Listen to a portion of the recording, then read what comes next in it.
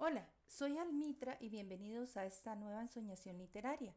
Hoy leeremos el cuento Danzas del Bosque de la autora costarricense Mauren Vargas Pizarro.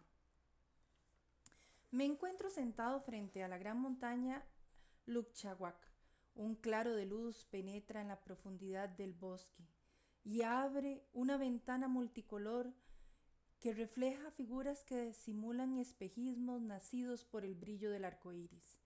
Son las 10 de la mañana. Vine aquí a recordar y soñar. Siento el aroma del bosque en mis entrañas. El movimiento de las hojas de los árboles se asemeja a notas musicales brincando en el pentagrama. Ellas me dicen, estamos aquí, tenemos vida, somos parte de tu mundo y tú eres parte del nuestro. Siento una gran nostalgia al recordar los cuentos que el abuelo relataba sobre sus aventuras en las montañas de Sarcua con los nativos.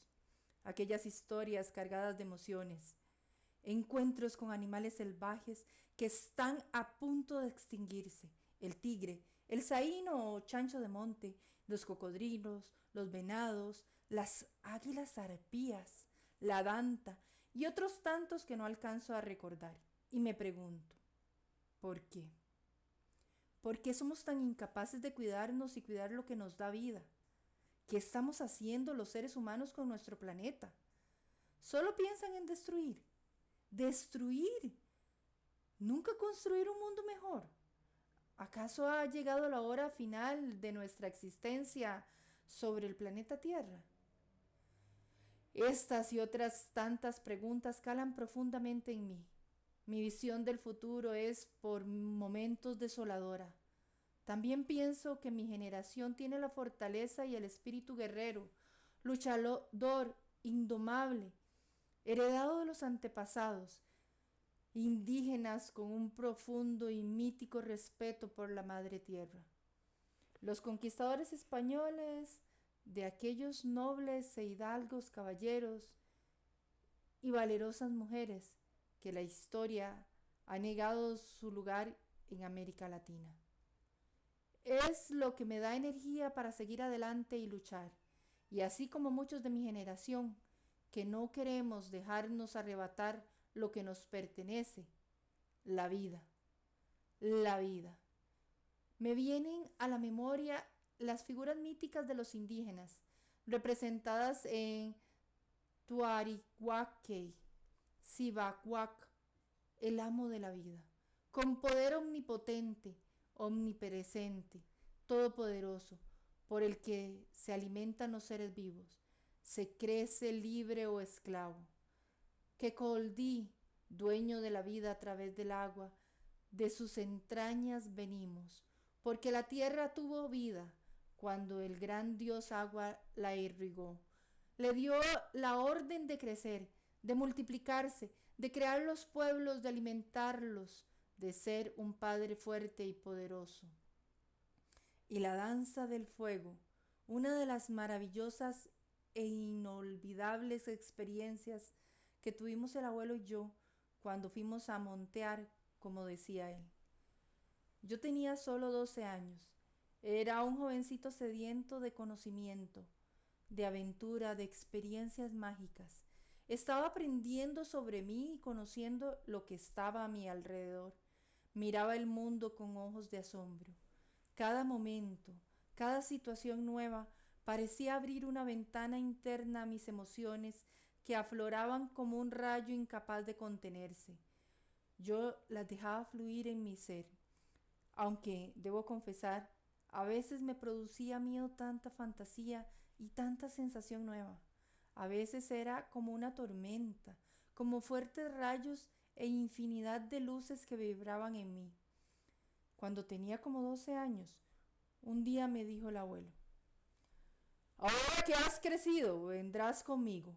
Pasaremos juntos 2 días en las montañas. Visitaremos a unos amigos indígenas. Conocerás lugares extraordinarios. Alista tus cosas. Yo asombrado pregunté, pero abuelo, ¿qué debo llevar? Él respondió, una capa para la lluvia, botas, pantalones de caqui, una chaqueta y del resto me encargo yo. Debes llevar tu espíritu de aventura contigo. Y la aventura se inició. Cabalgamos 4 o 5 horas. De pronto nos detuvimos. Los caballos se quedaron en un claro del bosque porque el terreno a seguir era muy escarpado. Caminamos selva adentro otras 2 o 3 horas para llegar a nuestro destino. Había que ir abriendo trocha en la montaña. Nos acompañaban un vaqueano, conocedor de la zona, y 2 primos del abuelo, Rafael y Manuel Quirós, se llamaban, si mal no recuerdo. Al principio me sentía muy tranquilo y descansado. Sabía que contábamos con todas las provisiones necesarias para una semana, hasta cápsulas de quinina para el paludismo contenían nuestras alforjas. De un momento al otro me saltó una sensación de vacío en el estómago. Estaba asustado. El camino se tornaba cada vez más difícil. Subíamos y bajábamos por las laderas de la montaña. Pasábamos pequeños riachuelos con agua tan cristalina y fresca que caía con una inusitada suavidad por los pendientes. Incluso hubo un momento en que nos detuvimos para comer los berros que allí nacían. Tenían un sabor amargo, picante. Los olores del bosque se entremezclaban, un olor penetrante y envolvente, invadido al ambiente. Mi cuerpo se impregnó de él y yo asustado pregunté: ¿Qué pasa, abuelo? ¿Qué es ese olor? Mira, dijo el abuelo, el tigre acaba de pasar por aquí. Ahí están sus huellas bien marcadas en la tierra. Las miraba y pensaba: ¿cómo será un tigre? ¿Nos estará siguiendo? Me gustaría estar cerca, mirarlo, acariciarlo y que fuera mi amigo. Seguimos caminando. Cada vez me asombraba más ante las maravillas que estaban a nuestro alrededor. Árboles milenarios, con sus troncos carcomidos por los años, que dibujaban figuras fantasmagóricas simulando caballos alados, ojos saltones, brillantes, que miraban con indignación porque estábamos invadiendo su privacidad, su mundo.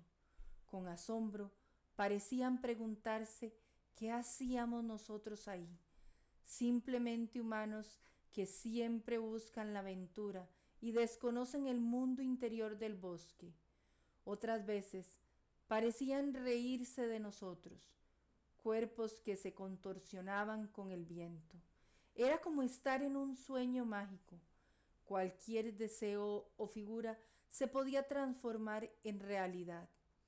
Y los diablillos del bosque salían a jugar a nuestro alrededor, se reían a carcajadas, danzaban al igual que las llamas del fuego. Sus cuerpos se movían al son de las llamas del bosque, desdoblándose en infinidad de figuras y formas. Cambiaban de color, cual camaleón, así como intensas eran las llamas. ¿Acaso era un sueño nada más o era realidad? Nos detuvimos, nos sentamos a la sombra de un gran roble centenario. Sus hojas caían a ambos lados, puntiagudas, brillantes, con una multiplicidad de insectos en su tronco y ramas. Yo miraba aquel árbol e imaginaba juegos mágicos de duendes y fantasmas, espíritus del bosque, que cuidaban sus entrañas. A propósito de mis fantasías, Manuel Quirós contó una anécdota. Un día un grupo de cazadores y sus perros entrenados seguían a una danta, cuando de pronto, al llegar a un claro del bosque, el animal desapareció. Y los perros grifos, decía Manuel, muy asustados, ladraban y brincaban queriendo coger algo en el aire. Parecía que estaban tras un espíritu. Yo pensé: ese es el espíritu del bosque. Los asustó y no los dejó matar la danta. Conforme avanzábamos, iba encontrando cada vez más cosas que me extasiaban. Pequeñas arañas que entretejían su telar entre las finas hojas, como formando un arpa. Sus movimientos estaban tan sincronizados que era difícil descifrarlos.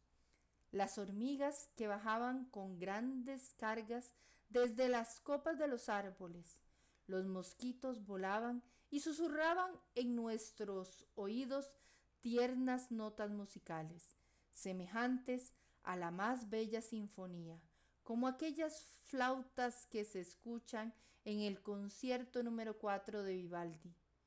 Esto es verdad. Es el bosque que nos habla con su lenguaje melodioso para que comprendamos su mundo. En mi interior pensaba, ¡qué maravillas son estas! Ni los cuentos de paisajes lejanos podían haberme relatado nada semejante a este paraíso terrenal. Se me vienen ahora a la memoria aquellas analogías que hacía el almirante Cristóbal Colón al referirse a las riquezas naturales en el Nuevo Mundo. Le deparaba porque se asemejaba a la primavera en Andalucía y Bernal Díaz del Castillo, cuando comparaba los bosques tropicales con grandes catedrales de la creación. Es un sueño o la realidad más maravillosa jamás imaginada. Esta rica y noble tierra, que fue perseguida por los conquistadores bajo la consigna Dios, gloria y oro, amparados en la sombra de la codicia y el poder. Y ahora yo voy, quizás por el mismo sendero, pisando las mismas huellas por las que hace más de 400 años mis antepasados caminaron. Recuerdo que en este momento me sentí héroe y villano, y no comprendía por qué. Yo era el futuro, era el guerrero, el luchador, el conquistador. No conocía mi destino, mi futuro, y quizás nunca lo sepa. En aquel momento sí sabía que amaba lo que estaba a mi alrededor. Hombres, mujeres, niños, niñas, plantas, animales, el agua, el río. Esta lección la había aprendido quizás desde siempre, de mis padres y sobre todo de mi maestro, el abuelo, al que siempre admiré y siempre recuerdo porque es parte de mí. Soy su herencia, soy parte de su pasado y represento el futuro, a la generación que lucha por construir y comprender el momento histórico que le toca vivir. Ya no bajo la consigna Dios, oro y gloria, sino bajo un lema diferente: naturaleza, comprensión y unión. El camino era cada vez más escabroso.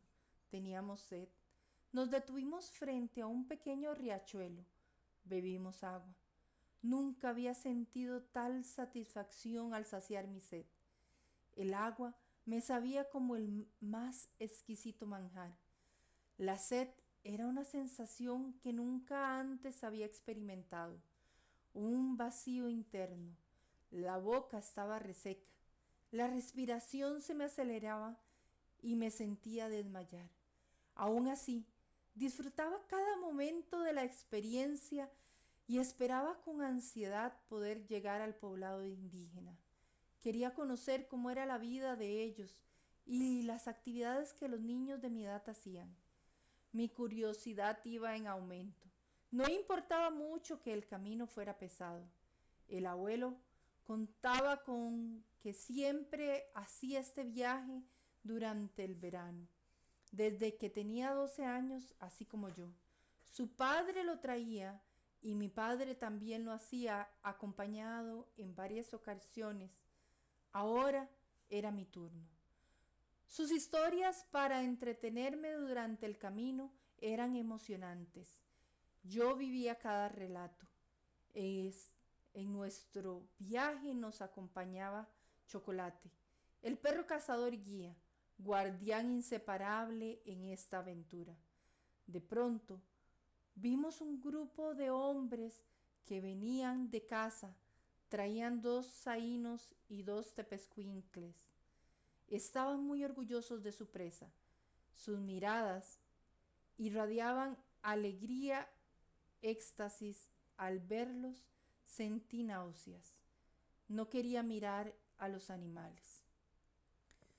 Sin querer, los ojos de los tepezcuintles, cual flecha, estaban frente a mí, como suplicando ayuda. Estaban vivos, agonizaban, sus cuerpos ya no se movían. Estaban dando su último exhalo, lentamente, dejando irse la vida. Aquella escena ha sido como una pesadilla y hoy, después de 20 años, la recuerdo como si la estuviera viviendo de nuevo. Le dije al abuelo que quería caminar más rápido, huir de la cacería. Deseaba mirar los monos que cerca jugueteaban entre las copas de los árboles. El abuelo replicó: deseo conversar un rato con estos muchachos. Yo insistí: vamos, vamos, quiero que me acompañes y me contés de los monos. Lo único que quería era alejarme de ese lugar. Los monos hacían mucha bulla en la copa de un roble, gritaban, se acercaban unos a otros, se acariciaban y luego huían. ¡Qué divertido!, pensé, llegar hasta la copa de los árboles, mirar la inmensidad del bosque y luego bajar poco a poco o colgarse de una liana para pasar a otro árbol. Me gustaría haber podido subir tan alto y jugar con mis amigos, al igual que ellos. El abuelo accedió. Mis ojos brillaban, las manos sudaban y la respiración estaba alterada. Aquella sensación y olor a muerte me había asustado. Más me asusté al mirar con un cazador furtivo. Había disparado a un mono. El animal, para detener la hemorragia y el dolor, introducía pequeñas hojitas en su herida. Sus ojos me miraban entristecidos, llenos de lágrimas, casi suplicando le dejaran vivir. No había razón alguna para maltratar a los seres del bosque de esa forma. No pude contener mi dolor y me eché a llorar. El abuelo, con su fortaleza espiritual y física, medía casi 1,90 m de estatura, pelo negro, con algunos brillos grises de las canas, que a su edad, si mal no recuerdo, unos 75 años, parecía más joven. Con la paciencia y sabiduría que lo caracterizaba, me cogió entre sus fuertes brazos, me acarició la cabeza, me consoló diciéndome que aquel mono viviría, porque sabía cuidarse y la herida era superficial. Tenía una sensación de vacío. Miré fijamente los ojos del abuelo y sentí que él estaba sufriendo tanto como yo por el dolor del mono. Yo, el muchacho de 12 años, según el abuelo, había crecido muy rápido. Quizás sí, porque me faltaban solo 10 centímetros para tener la estatura del abuelo. Me sentía tan pequeño como una hormiga ante tanta majestuosidad e injusticia humana frente a los indefensos animales. Continuamos caminando. Al anochecer llegamos cerca del poblado indígena. Los hombres levantaron el campamento. Cerca había un río con peces bobos. Todos teníamos hambre. El abuelo y Rafael encandilaron una parte del río. Tiraron los cuchillos con una puntería envidiable. Sacaron los pescados con cuidado, los descamaron y luego los asaron. Resultó ser una cena deliciosa. En el centro del campamento había una fogata inmensa. El abuelo, Manuel y yo estábamos en la tienda de campaña más grande. Un hombre hacía de guardia una parte de la noche mientras los otros dormíamos. De pronto me desperté sobresaltado. Miré por una pequeña abertura y me quedé paralizado. Unos ojos grandes brillaban como a 15 metros en medio de la oscuridad. Los alumbraba la luz de la fogata. centellaban y un color amarillo dorado les daba marco. Fueron segundos, así como aparecieron, desaparecieron. Rafael se despertó. El tigre acaba de pasar cerca. Su olor está fresco. No te asustes. Venimos preparados para cualquier eventualidad. Tenemos 4 escopetas Guaypil, de 2 cartuchos. Seguí durmiendo, replicó el abuelo. Esa noche soñé con todo lo que había visto en el camino: tigres, tepezcuintles, dantas, arañas, árboles que bailaban, hojas que tomaban vida y cantaban, monos que jugaban y lloraban. Sería interminable relatar mis sueños. A la mañana siguiente nos levantamos y otra sorpresa. 3 indígenas habían venido a darnos la bienvenida. Nos trajeron frutas: banano, sandía, papaya y cacao, si la memoria no me falla. Venían vestidos con pantalones de caqui y sin camisa, con un machete en el cinto, atado a la cintura, y una pequeña y misteriosa bolsa cruzada en el tronco, hecha de fibra de algún árbol. No podía creer que por fin conocería a esos hombres, de quienes tanto el abuelo me había hablado. Eran como nosotros, aunque más pequeños, con ojos un poco achinados, pelo muy negro, lacio y de piel color café claro. Los hombres hablaron entre ellos, y cuál fue mi sorpresa al darme cuenta de que se llamaban igual que mis parientes, Rafael y Manuel Quirós. El abuelo contó que ellos habían sido los primeros hombres blancos con quien habían entablado amistad y les tenían un aprecio muy especial.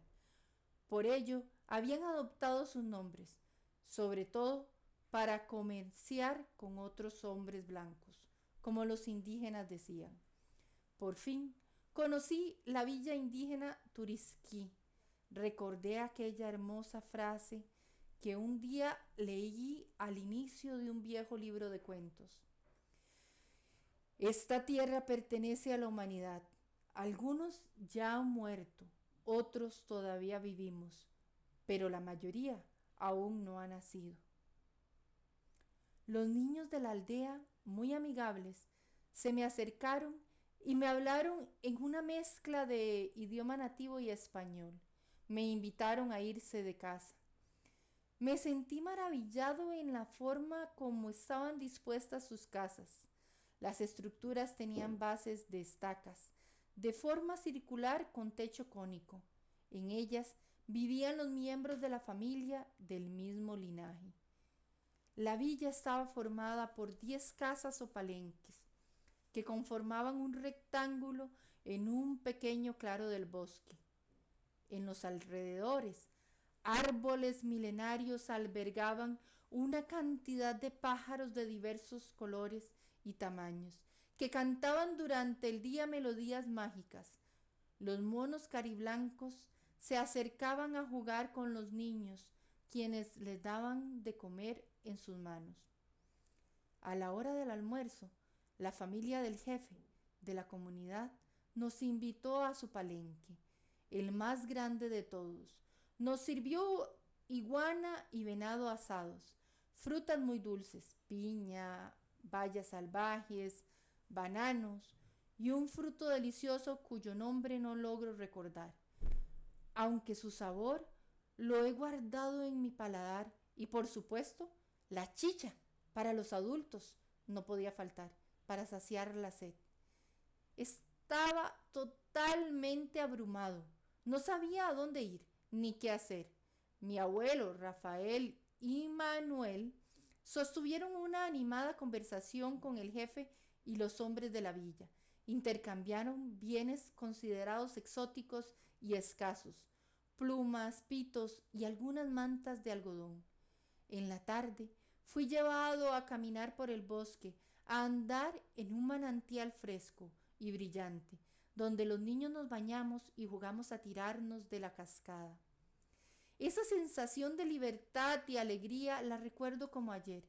Era como poder volar, surcar el cielo sin fin. En ese momento, inicié un camino en mi vida que nunca terminaré. Luchar por preservar a los pueblos indígenas para que sus costumbres, ritos, leyendas y tradiciones no se pierdan ni se olviden. La noche fue el momento culminante del viaje. Se celebró la danza de la cacería. Los hombres y yo, un jovencito, nos sentamos en un círculo alrededor del fuego, porque iban a iniciarse algunos jóvenes como cazadores. Las mujeres estaban en una fila detrás de cada uno de nosotros. Iniciaron una danza al son de los tambores y ocarinas. Sus cuerpos estaban pintados, semejando un arco iris, dibujando con figuras mitológicas en los brazos y muslos. Los cuerpos se contorsionaban y las manos dibujaban en el aire pájaros alados que brillaban con la luz del fuego y se reflejaban en sus ojos. Danzaban como duendes, cubriéndose la cara, como queriendo autoafirmarse y construyendo un mundo interno solo para sí mismas. Otras imitaban el movimiento de las serpientes y se arrastraban en el suelo, incorporándose suavemente, mostrando su sexo tan artísticamente que parecían musas salidas del agua. Las madres se habían metamorfoseado, tenían una exuberancia impensable en la tarde.